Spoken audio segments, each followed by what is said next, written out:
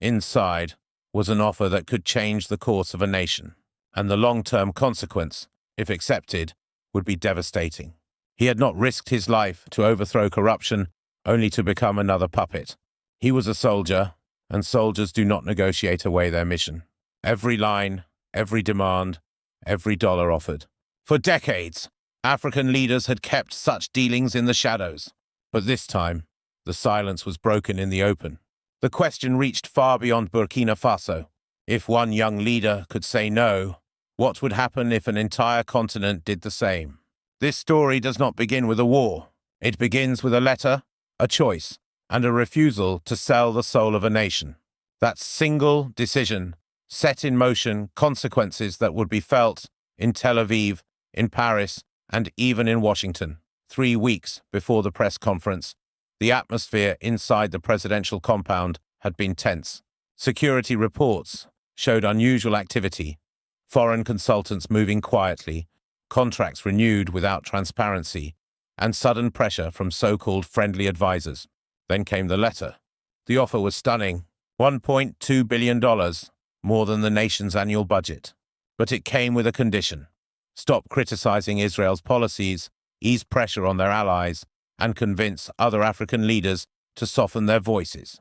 On top of that, a few billion more were promised if Burkina Faso agreed not to shut down Israeli-linked business operations across Africa. The cause was desperation. Israeli firms had embedded themselves deeply in Africa's technology and defense sectors. Losing that foothold meant losing billions in future profits and valuable intelligence networks. The immediate effect was a clumsy attempt to buy silence. The long-term consequence, if accepted, would have been the continuation of Africa's exploitation through hidden contracts and unequal partnerships. Traore knew the stakes. In his office, he held the letter, while advisors urged caution. They painted glowing pictures of new hospitals, modern highways, advanced weapon systems, all possible if he agreed. But every conversation ended the same way. Tone down the rhetoric. Protect our contracts. Look the other way. Instead of yielding, Traore chose exposure. On live television, he read the letter, word for word. He held it up for the cameras so the public could see the exact terms. $1 billion bribe, written in diplomatic language, now revealed for all to judge. The effect was immediate. Within hours, the phrase, "Africa is not for sale," was trending in more than a dozen countries. Youth groups shared clips of the broadcast, chanting in classrooms and on university steps. Mali began reviewing every Israeli contract. Niger recalled its ambassador. Chad froze diplomatic talks. Even Ghana, normally cautious, expressed support. The cause was one act of transparency. The direct effect was panic in foreign capitals. The long-term consequence was something far larger, a continental awakening.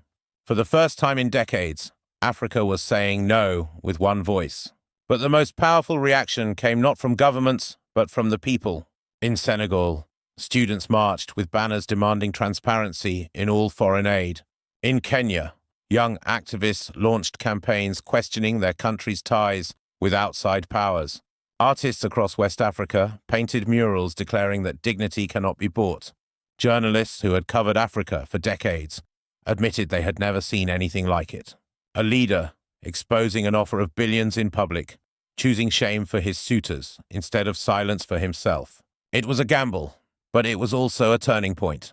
The question now was not whether Traore had stood firm. It was what chain of events he had just set in motion. Would the continent rally behind him, or would powerful nations strike back? And that question would not take long to answer. In Tel Aviv, the reaction was swift and furious. Reports later leaked that Prime Minister Benjamin Netanyahu slammed his desk when he learned the contents of the letter had been read live on television. One of his advisors reportedly warned, "This is not just Burkina Faso. He has turned a private deal into a weapon against us." The cause was exposure. What was meant to be a quiet arrangement had been broadcast across Africa.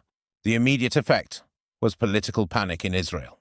The long-term consequence was the unraveling of a strategy that had taken decades to build. Covert influence hidden beneath the language of development. French diplomats in Paris were no less alarmed. For years, France had relied on silence and compliance to protect its business and military interests in West Africa. Now silence itself had become a liability. Every word Traoré spoke raised questions about France's own history of backroom deals. Publicly, Paris stayed quiet. Privately, meetings stretched late into the night as officials asked themselves whether France would be the next target of exposure. In Washington, the tone was cautious but worried. The State Department issued a standard call for restraint and dialogue. But inside security briefings, analysts were clear. This was more than a diplomatic embarrassment. If one young African leader could tear open the curtain on hidden contracts, others might follow. The old model of influence, based on secrecy and dependency, was suddenly at risk. Meanwhile, something far more powerful was happening on the streets of Africa. Crowds gathered outside the presidential compound in Ouagadougou. They were not protesting. They were celebrating. Mothers sang. Young men waved flags. Students held handmade signs that read, "Africa is not for sale." The cause was one leader's refusal to be bought. The direct effect was joy, relief, and pride among ordinary citizens. The long-term consequence was psychological. A people who for years felt powerless suddenly felt seen and represented. Across the continent, this energy spread like wildfire. In Guinea, Mali, and Niger, governments began suspending or reviewing contracts with Israeli-linked firms. In South Africa, commentators praised Burkina Faso's defiance as a masterclass in dignified leadership. Even cautious leaders, long hesitant to take sides, were now under pressure from their own citizens to prove they too could resist foreign manipulation. For the young generation, the message was electric. They began calling themselves the uncompromised generation. They demanded audits of foreign aid. They questioned every deal that had been signed in secret. They pushed leaders to show transparency or face rejection. For decades, Africa's challenge was not only foreign domination, but also silence. That silence had been broken. Now the question grew louder. Would the world respect this new voice, or would it move to crush it? And that question led directly to the next turning point, when economic pressure and foreign intelligence operations turned their focus sharply onto Burkina Faso. The days that followed were filled with tension. Aid shipments slowed. International banks delayed transactions. Contracts with foreign suppliers suddenly became tangled in red tape. These were not coincidences. They were signals. Foreign powers had chosen a new weapon, economic pressure. The cause was Traoré's refusal to bend. The direct effect was a squeeze on Burkina Faso's already fragile economy. The long-term consequence, if left unanswered, could have been national destabilization. But something unexpected happened. Instead of folding, African nations stepped in. Nigeria offered new trade deals. Ghana opened banking alternatives. South Africa expanded diplomatic channels. The message was clear. Africa could help Africa. For the first time in modern history, regional cooperation rose not from the insistence of outside donors, but from within the continent itself. On the streets, ordinary people felt both the strain and the pride. Market vendors noticed imported goods growing scarce, but they also saw more customers insisting on buying local. Teachers worried about funding for schools, yet they found themselves telling students that this sacrifice was for sovereignty. The cause was pressure from abroad. The direct effect was hardship at home. The long-term consequence was resilience, a collective understanding that independence always comes with a price. Civil society also changed. Activists formed new watchdog groups to monitor foreign contracts. Youth organizations demanded open disclosure of every aid agreement. Artists filled walls with murals declaring, "Our dignity is not for sale." The cultural response made it impossible for leaders to quietly accept hidden deals again. But not everyone supported the new direction. Some officials inside Traoré's own government urged caution. They feared that cutting ties with wealthy nations would isolate Burkina Faso. And what if they retaliate harder? They asked. Traoré's answer was blunt. Any aid that requires silence is not aid. It is control. The effect of that statement rippled outward. University students in Bobo Dioulasso held rallies chanting, "Speak louder, never go back to silence." Crowds of 5,000 erupted when Traoré told them that the next step was building Africa's own factories banks, and universities. It was no longer just about rejecting a bribe. It was about replacing dependency with capacity. Meanwhile, international media tried to frame the events as risky, even reckless. Headlines in Europe read, Burkina Faso escalates tensions. But inside Africa, the framing was completely different. Radio hosts called it the beginning of a generational awakening. Commentators spoke of the Traore doctrine: transparency, dignity, and cooperation without subjugation. The cause was one leader's decision to read a letter aloud. The direct effect was diplomatic chaos. The long-term consequence was the birth of a continental philosophy, one that challenged the very foundation of how foreign powers had dealt with Africa for decades. But the world's powerful were not ready to lose their hold so easily. As pressure mounted, the next stage began: covert operations, propaganda campaigns, and attempts to paint Traoré as a danger to his own people. In Washington, the corridors of power buzzed with uneasy conversations. Officially, spokespeople called for dialogue and restraint. Unofficially, analysts worried that something larger was unfolding. If one African leader could expose a billion-dollar bribe on live television, others might start digging into their own diplomatic pouches. The cause was transparency. The direct effect was doubt spreading through old alliances. The long-term consequence could be the collapse of an entire model of influence built on secrecy. France faced its own dilemma. For decades, Paris had maintained influence in West Africa through subtle pressure, hidden agreements, and strategic aid. Now Traoré's bold move threatened to make that playbook unusable. French diplomats held emergency meetings, trying to calculate whether staying silent would preserve their image or whether silence itself had become incriminating. In Tel Aviv, damage control became the order of the day. Officials scrambled to explain, insisting the letter was misunderstood, even fabricated. But the image of a young African leader holding up a billion-dollar offer to cameras was impossible to erase. The cause was desperation to protect business networks. The immediate effect was international embarrassment. The long-term consequence was erosion of trust in Israel's dealings across the continent. Interestingly, Beijing chose not to issue statements. Chinese representatives stayed quiet, watching carefully.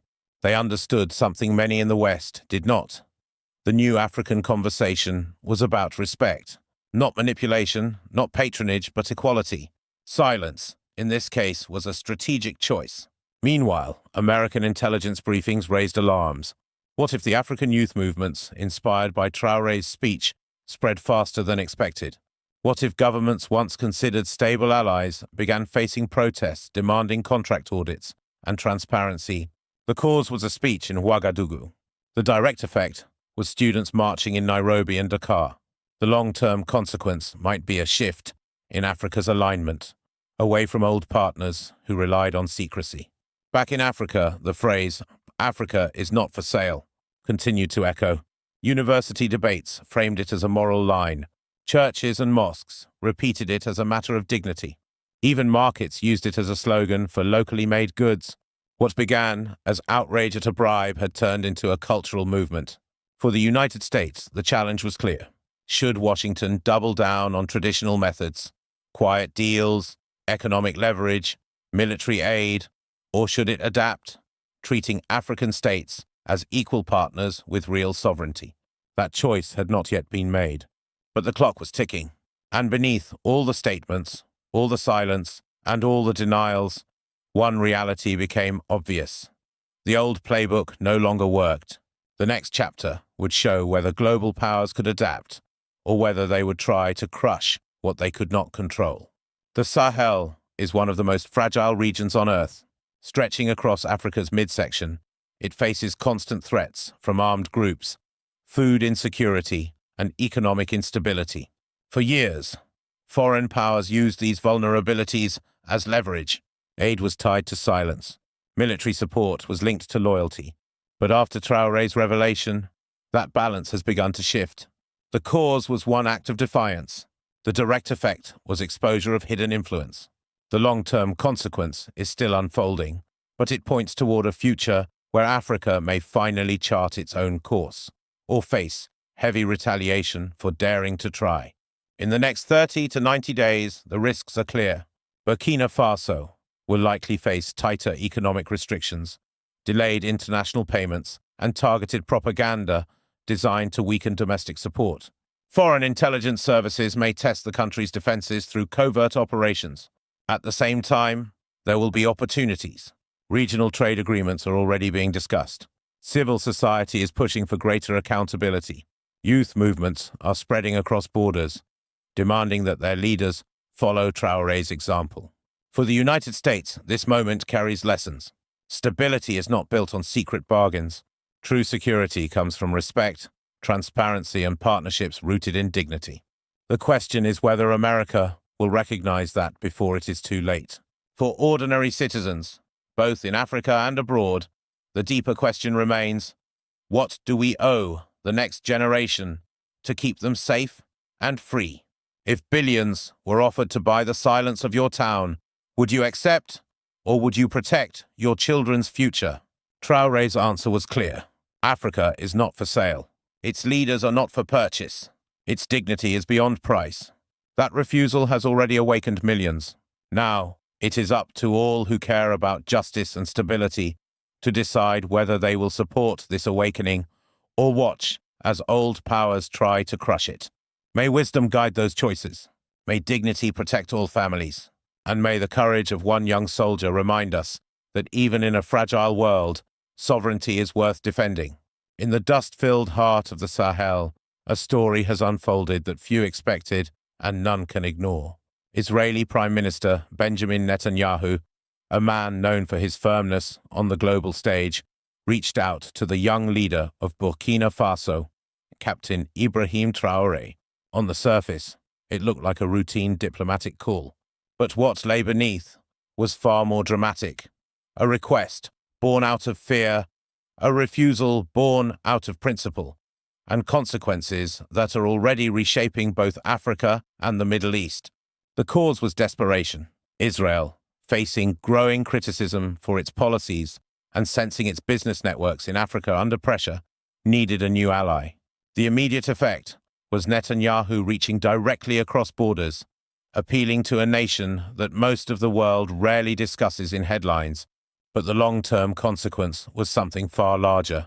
He placed Africa, and Traoré in particular, at the center of a conversation that once ignored them.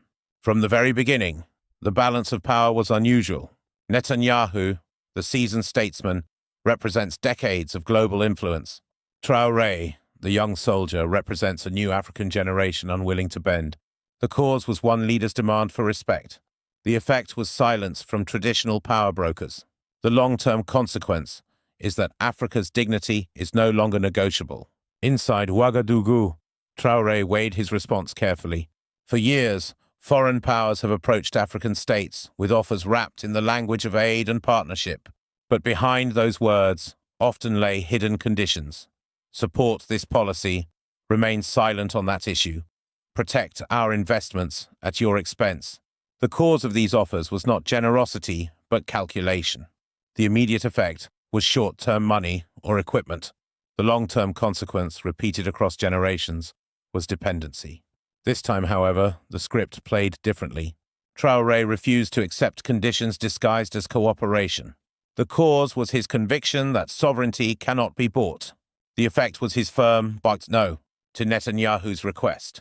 And the consequence is rippling far beyond Burkina Faso. Other African leaders are now facing louder demands from their citizens to review every foreign deal. When news of Traoré's stance broke, the reaction was immediate. Across Africa, students and youth organizations hailed it as a turning point.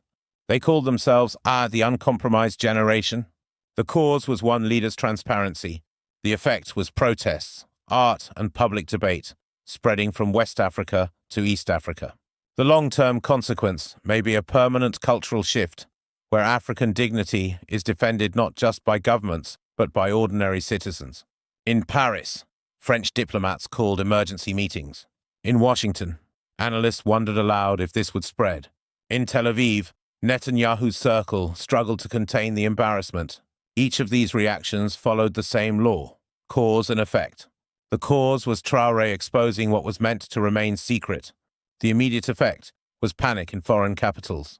The long-term consequence could be the collapse of influence strategies built on secrecy. Meanwhile, in African markets and villages, people began to internalize the story. Mothers told their children that Africa was no longer for sale. Vendors reminded buyers that local goods were symbols of independence. Teachers used it as a lesson in integrity. The cause was a single refusal. The effect was pride in communities. The long-term consequence may be a generation raised to believe their continent is not a marketplace, but a homeland worth defending. Yet with every cause comes risk. Foreign powers do not surrender influence easily. The immediate effect of Traoré's defiance was economic pressure, delayed aid shipments, banking complications, new restrictions. The long-term consequence could be attempts to destabilize Burkina Faso or divide African solidarity. But here too, a counter-cause has emerged. Nigeria, Ghana, and South Africa stepped forward with trade, banking, and diplomatic support. The effect is regional resilience. The long-term consequence could be the birth of a new African economic network. Africa helping Africa instead of waiting for outside approval. For Israel, the cause was fear of losing markets. The effect was a desperate plea to a leader they underestimated. The long-term consequence is an erosion of credibility, because once a secret bribe or request becomes public, trust is hard to rebuild. For Africa, the cause was a young soldier's refusal. The effect was continental pride.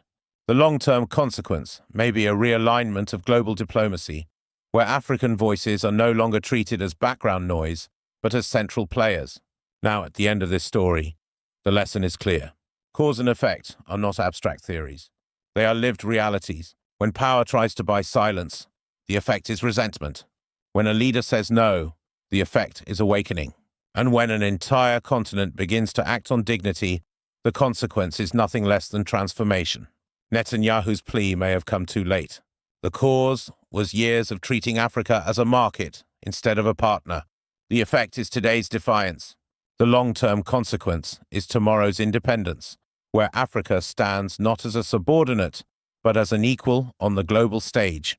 And so, the question remains for all who hear this story. If your town were offered billions to stay silent, would you take it? Or would you choose the harder path, protecting your children's dignity, even at a cost? That is the true law of cause and effect. Every choice creates ripples. Every refusal or acceptance shapes tomorrow. Captain Ibrahim Traoré made his choice. And because he did, the world is watching. The cause was one soldier's courage. The effect is a continental awakening. The consequence, still unfolding, may be the rebirth of Africa as a sovereign force no longer for sale.